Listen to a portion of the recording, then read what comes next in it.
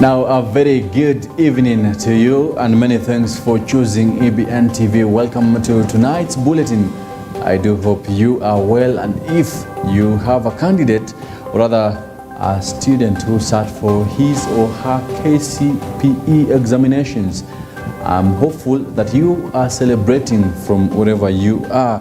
Now, today has been a very interesting day. Remember, many waited for this day, specifically it being the last Kcpe results to have been released after 39 years.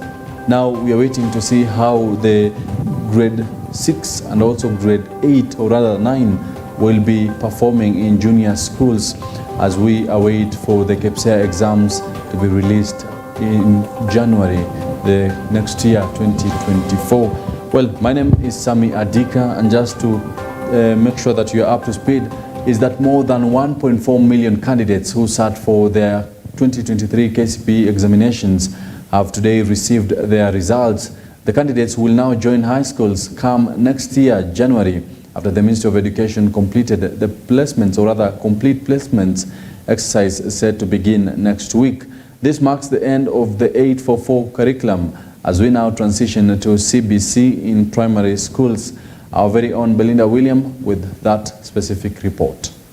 39 years after the inception of the 844 curriculum, today has marked the end of the Kcpe era in primary schools in the country after Education Cabinet Secretary Ezekiel Mashogu released 2023 Kcpe examinations results. First, as I stand before Kenya today, I must make it abundantly clear that my mission is not to sing Kcpe digest. Rather, I am here to celebrate and remind my fellow Kenyans that we are only transitioning from a structure of education that has served us well for 4 decades to one that will serve us even better. I must further emphasize to Kenyans that the midwives of the new shift in the education structure to the competence-based curriculum will mainly be the products of the Kcpe examination, totaling 39 cohorts. With more than 1.4 million students who sat for the examination having received their results, the best student attained 428 marks, a deviation of 4 marks from the previous year. The number, therefore, total number that sat the examination was 1,406,557, translating into 99.34%, which there were 9,000 who never did the examination, and we have given them the opportunity to come and do the exam. The highest score this year was 428 marks. 428 marks is the highest score for this year. Announcing the results, Mashogu made it clear that the process of high school placements for the candidates will start as from Monday next week, a process that will run for 2 weeks. The ministry will offer Form 1 placement opportunities to all the candidates who sat the 2023 Kcpe examination in our public and the private secondary schools. Already the ministry has developed a fair and a transparent system for Form 1 placement that will ensure national, regional, and socioeconomic balance is achieved. The placement process will start on Monday, the 27th November 2023, and conclude within a period of 2 weeks. This will allow parents and guardians adequate time to prepare their children to join Form 1 in the year 2024. More than 9,000 students who missed their Kcpe examination this year have been given a special opportunity to sit for their Class 8 examination come the month of January next year. The Ministry of Education will conduct thorough mapping of any those who may have failed to sit the examination of this year in order to administer a special examination in January 2023. The indicative figure we have at the moment for those who were not able to sit the examination is 9,354 candidates, and we have given the opportunity to sit for an examination in January so that they can also be able to join Form 1. On his side, Education PS Belio Kipsang appreciated efforts put forth by education stakeholders to ensure that the last KCPE examinations were conducted despite the heavy rains being experienced across the country. I want to appreciate our field officers. You've done a gallant job in managing the examination, some in very difficult situations. I saw quite a number of them who had to remove their shoes so that they could cross the river in making sure that we serve our children. With the ministry having released the results, it's now upon parents to start preparing to admit their children in different high schools that they will be selected to join. From EBN TV, we say congratulations to the last cohort of KCPE candidates. Belinda William, EBN Prime Edition. Well, that specific report by Belinda William reminds us that that has been the last KCPE results to be released after 39 years. Now we say bye-bye KCPE. Now welcome to CBC, that we are looking forward to making sure that it becomes a creator of employers. Now moving forth, joy and happiness, or rather celebrations, was seen all over the country for primary schools that did well in their KCPE examinations after Education CS Ezekiel Machogu announced that the results earlier today. Some of the schools that EBN TV managed to interact with, students were full of joy after scoring good marks. It is now my humble duty and privilege to declare the 2023 KCPE examination results officially released. Just a few hours after Education CS Ezekiel Machogu announced the 2023 Kcpe results, parents and teachers came out in large numbers to celebrate the good results their children posted. Michael Waruture from Riara Springs Academy is this year's best student in the country with a score of 428 marks. Komora liko napata 400 na 420 kupanda kwenda juu, lakini si wakati wote unafaulu, saa zingine unateleza, saa zingine unafuzu sana, lakini yote naweza sema kuwa sikutarajia kwa kuwa mwishowe ilikuwa nimeteleza kiasi, so sikuwa najiamini, lakini kwa usaidizi ya Mungu na kujiamini nilifika pale niko saizi. Appellant School head teacher has expressed his satisfaction with this year's Kcpe results, as most of his students have scored more than 300 marks. School is doing well because our best child had 416. Then we had only 3 children below 300. Then we had 38 children above 400 marks. So we also appreciate, because when we compare with last year, we had only 29. Parents and students at Ale Primary School in Eldoret celebrated in their school after more than 20 students scored 400 marks and above.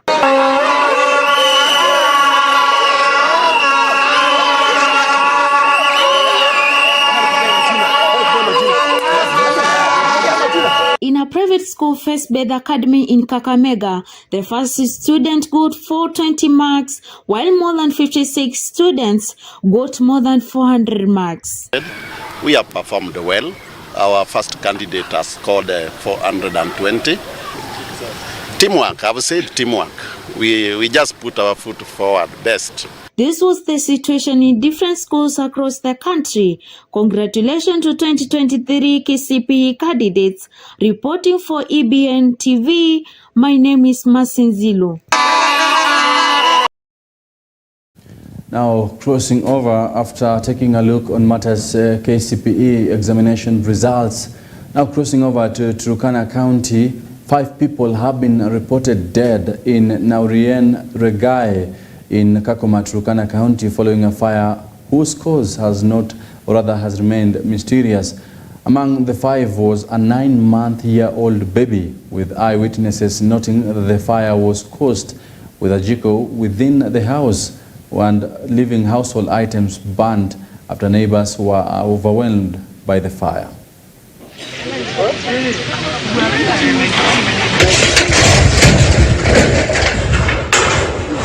Alipoweka maharagwe kwa moto, yeye akaenda kwa bedroom yake akajilasa mahali pale, na vile walilala sufuria iliweza moto iliendelea kukokota na ile chakula ikamaliza maji. Ilipomaliza maji sasa nafikiri moto sasa ikalipuka na ikashika curtains ya nyumba. Ilianza na curtains, so ikashika sasa kila upande. Ile kitu ilitokea usiku, ilikuwa ni saa 4. Vile niliona moto, mtoto akaniamsha kijana yangu, so nikakimbia. Vile nilikimbia, hatungeweza kuokoa watu kwa sababu boma pia ilikuwa imeshikana. Hatukuweza kuingia kwa sababu kulikuwa gate imeshafungwa. Hiyo fence imewekwa, ilikuwa tight, hata kuweza access tuweze kuingia ndani. Well, that is quite sad. May their souls rest in peace. Now, leaders from northeastern part of the country have called on President William Ruto to declare the El Nino rains a national disaster, noting that the region has been greatly affected with the ongoing rains set to run till December. According to the legislators, thousands of residents from the region have been left homeless and are now facing starvation, among other disasters, and they are now calling for immediate humanitarian aid. We implore the government to act on the following strategies. First, declare the El Nino rains and floods as a national disaster. To date, what we have been seeing is just lip service. We are yet to see any meaningful, well-collaborated, well-coordinated action from the government. And therefore, this remains our unified call for the government action to incorporate the support of all relevant strategic players to upscale capacity and improve coordination among state agencies, non-governmental organizations, the donor community, and the wider Kenyan public. As we speak for the people of northeastern and northern Kenya, today we declare that there is a national disaster in terms of El Nino. So we ask the international community please to step in. We have seen our deputy president visiting other places. He has not stepped in or visited northeastern just to see what the situation is. We ask him also, because he's the one coordinating on behalf of the Kenya government, to go and visit those places so they can get first-hand experience. The people are going to die. Now, on matters empowering women and self-help groups, President William Ruto has pledged the government's support in digitizing all help groups programs in the country, gracing the Joyful Women Organization's 14th anniversary. Ruto lauded the organization for its contribution to the country's economy through women empowerment.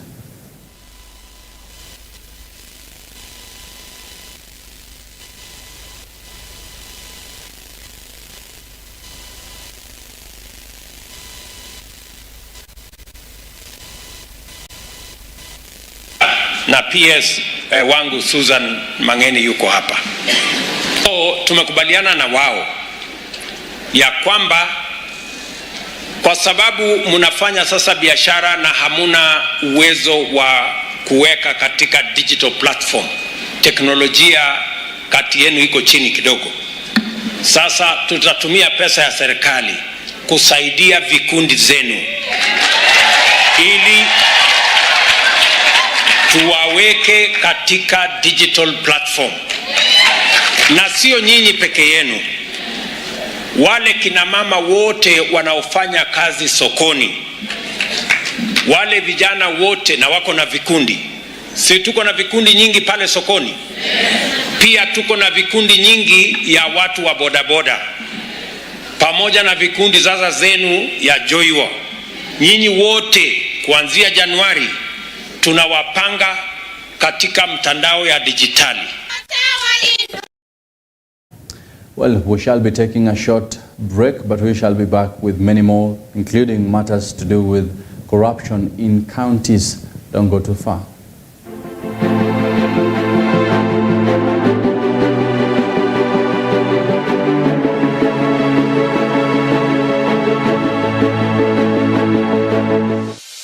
From the fields to your screens. Ronaldo. It is Ronaldo. It's 2-1 United. This is where you will get your full detailed story from football, hockey, volleyball. Otavio goes once more. Oh, he's done it brilliantly. Basketball. Long range three. All in one. For exclusive interviews, discussions, and sports feature stories. Every Monday from 2 p.m. to 4 p.m. on EBN TV. This is the scoreboard. Every Saturday from 8:30 a.m. But we should not be afraid to interpret scripture. Get to know the story behind the Bible. Why was it written? To whom was it written? And what was happening when it was written? Understand, get to know, learn how to properly interpret the scriptures so that you're not deceived. In the book of Revelation, and we have started to enter into the happenings because these are things that are going to take place hereafter. Join Pastor Felix Kavoy and his team as they go through the different books of the Bible and give you the theological interpretation of the same. At the very introduction of the book of Revelation, the book lays clear what is contained in here. Every Saturday from 8:30 a.m. on The Theology Show, only on EBN, transforming your world. Every Sunday from 9 p.m. Christian World Today, a look at what is happening in the Christendom. We look at revivals, controversies, persecutions, and in-depth interviews on issues affecting the church. Christian World Today with Frederick Njiri.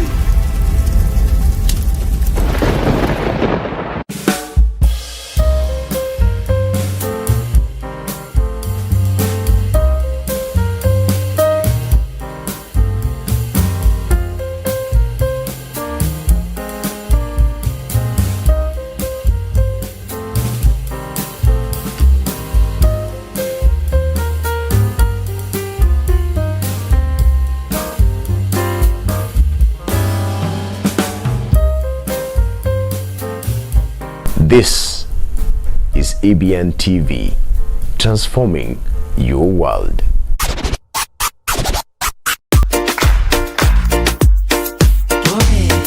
Hey, welcome to the Manifest Show, the latest show in East Africa.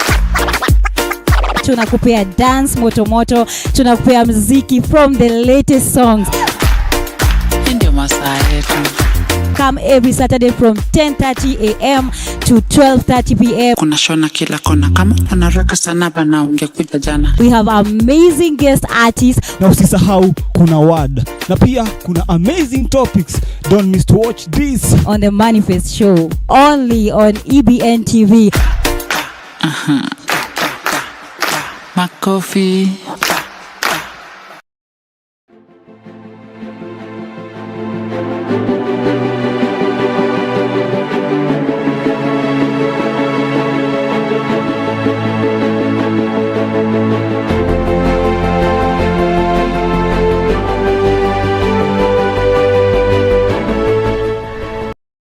Now, welcome back to the bulletin.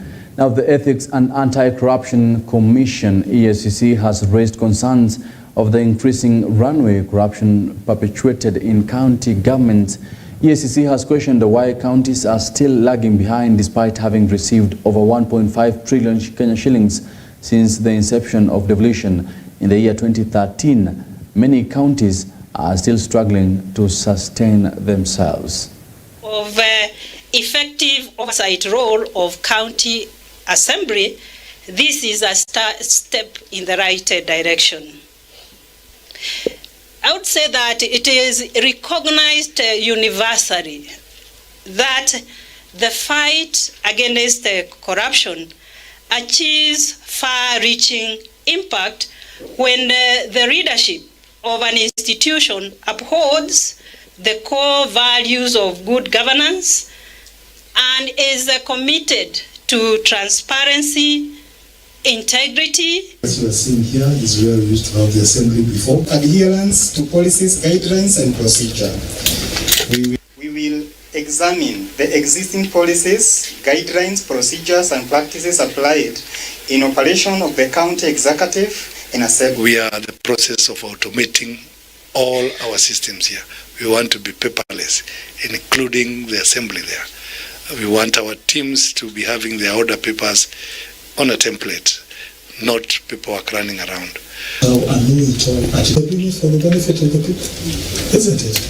And we do not, and we can give them the access, the interface for systems. Products, Your Excellency, the overall objective of the use bribery.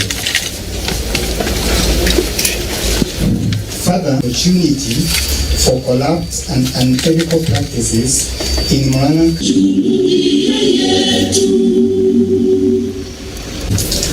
Next time, probably when you come, you'll find us in a better place. So please.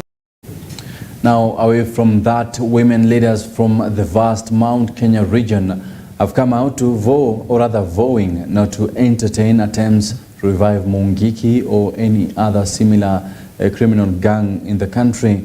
The women leaders are now calling on Interior CS Kithure Kindiki to swing to action and prevent the return of Mungiki, noting that such a group will be a disaster in the larger central part of the country and Nairobi region. To combat Mungiki can be compared to firefighters battling a raging fire. However, just as a wildfire can reignite if not fully extinguished, there is a real danger caused by the attempts to revive Mungiki today. This means rekindling the flames of violence, fear, and destruction that once engulfed our communities. We thus hereby demand that Professor Kithure Kindiki, CS Interior, to immediately crack down on any resurgence of Mungiki, as has been recently witnessed on several occasions.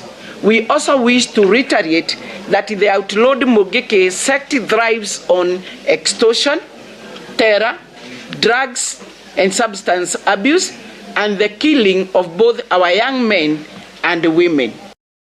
Well, that is quite interesting. Remember that currently former Mungiki leader Maina Njenga is his case against, a case against him is currently ongoing in Nakuru County. We are still waiting and following up on those specific issues raised in that specific case that Maina Njenga is involved. Now we're also witnessing that the leaders are also calling on Interior CS Kithure Kindiki to swing to action and make sure that Mungiki sect is not revived in the country.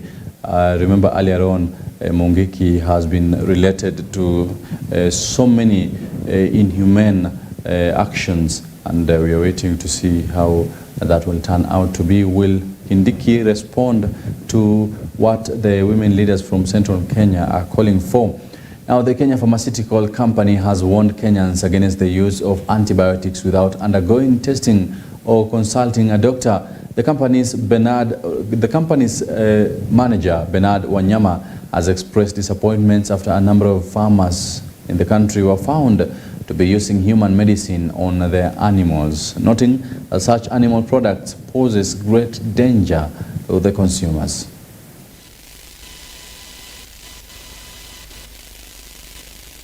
Famasi ama duka la dawa, tafadhali, wakati mgonjwa amekuja kwa duka yako muulize kama ana prescription kutoka kwa daktari ndio mpatie antibiotic, ama uhakikisha amepima kwanza ujue ako na malaria, ako na typhoid, ako na pneumonia, ama ako na brucella.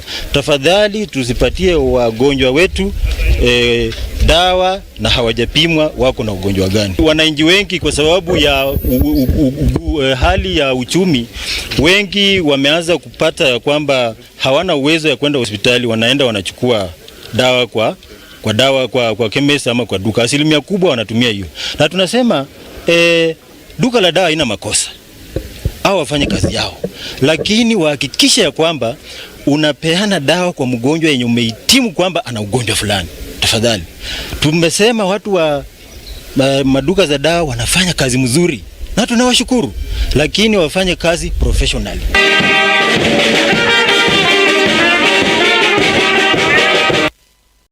Well, on matters education, Shining Hope for Communities, a non-governmental organization, has come out to sponsor students in TVET institutions across the country as a means of ensuring many youth have access to education. Speaking during the launch of the program in Kcpe County, Governor Simba Arati noted that over 10 million Kenya shillings has been set aside to support over 5,200 youth across the country. So far, up to 5,200 youths in the county have been taken through ICT and IC3 training, financial management and entrepreneurship through Ajiri. Shavok through MasterCard has also come in to help us sponsoring our youths to pursue technical courses for self-employment. These programs are poised to have all the trainees in Kcpe Ajiri Center observed in the job market through a training opportunity available. As a county government, we have deliberately initiated a youth development program to help empower the youths. Through our county bursary fund, we have set aside 1 million Kenya shillings out of the 5 million shillings were kitted towards the support of needy students who are in vocational and training centers. Again, I want to repeat that yes, out of the 5 million, we have set aside that 1 million to help the very needy to continue their studies in their vocational centers. County credit scheme, which I will soon unveil, has given the youth and the women priority in funding for enterprise development. The credit scheme have set aside 45 million. 40 million. Where people walk in, get money. It's a revolving fund. And in this, there is no interest.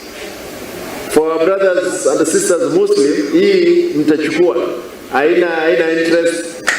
Hii ni pesa, mnafanyia biashara, mnarudisha. Again, I'm looking forward in the forward budget to see if we can increase that amount, so we can have more. Now moving to Siaya County, traders in Ugunja town have been assured that they will not be displaced even as the area's municipal board prepares to begin the urban planning of the municipality, which was recently inaugurated. Ugunja Municipal Board Chairperson Ambassador Elkana Odembo says that even as they plan to reorganize the town, they will ensure that all traders are accommodated and given room to continue with their businesses uninterrupted. To the people of Ugunja, this is a town that is on a major highway, the Northern Corridor, an A1 highway that links Kenya with East and Central Africa. And therefore, the significance of Ugunja is that if we get it right, this can be a major hub, not just for Siaya. The governor is very clear that for him, the three municipalities that we now have in Siaya, Ugunja, Siaya and Bondo, he wants those three municipalities to be the centers of growth for the county. and he's paying particular attention to Ugonja because of the strategic position of Ugonja. We think the opportunity is there.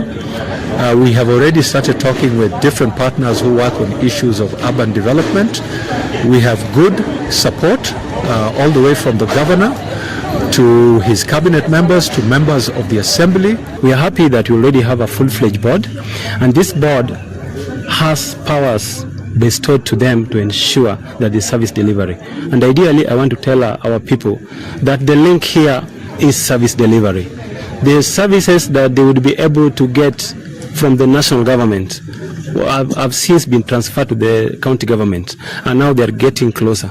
And we are happy with the effort that our governor put in place on his ascending to power, that at this particular time, within 1 year, we have 3 municipalities operational within the county. I think watuelezee pia hiyo municipality inamaanisha nini, na leo tushaijua na tumejua vile wanaenda kufanya kazi nasi, na sisi pia tuko na furaha nyingi sana. Tena mimi naomba hivi, ili saa hii tena narudi nyumbani hivyo kwa soko, wale hawakukuja hapa nitawaelezea vizuri ili wajue municipality watafanya nini na watakuwa namna gani. Well, that right there from Ugunja, Siaya County, marks the end of EBN Prime Edition tonight. Many thanks for tuning in and also for being there for the Kcpe candidates who just received their results. We do hope and we're looking forward to 100% transition to secondary schools, according to what Education CS Ezekiel Machogu said earlier on, that the government is working round the clock to make sure that the placement service or other exercise is completed within 2 weeks to allow transition and also parents to prepare for the transition to high school. Now we also do say congratulations to all Kcpe candidates who received their results earlier in the day, and for those who didn't or rather get the expected mark, it is only today, but there is a brighter future for you. You need now to focus on what comes next, or rather what is next in life, that is from January 2024. There is no failure. Well, that marks the end of EBN Prime Edition. My name is Sami Adika. Do have a wonderful night ahead.